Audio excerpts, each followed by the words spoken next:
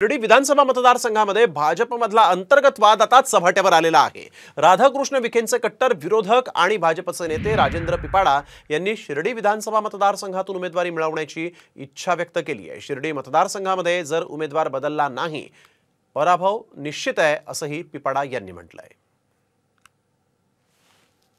विधानसभेची शिर्डी मतदारसंघाची निवडणूक लढवण्यासाठी भारतीय जनता पक्षाच्या नेत्यांना प्रत्यक्ष भेटणार आहे। या अगोदर काल परवा पत्रव्यवहारही केला आणि त्यांना भेटून मी परिस्थिती सांगणार आहे की जर शिर्डी मतदारसंघातले उमेदवार बदलले नाही तर इथं लोक परिवर्तन त्या ठिकाणी करणार आहे आणि म्हणून मला यावेळेस संधी द्यावी अशी विनंती मी वरिष्ठ नेत्यांना भेटून त्या ठिकाणी करणार आहे।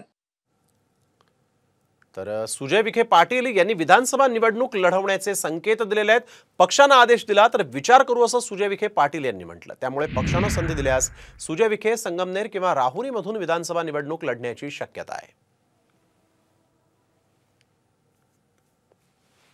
नाही, आता शिर्डी विधानसभा नामदार राधाकृष्ण विखे पाटील साहेबांच्याच नेतृत्वाखाली लढली जाईल अशी माझी अपेक्षा आहे।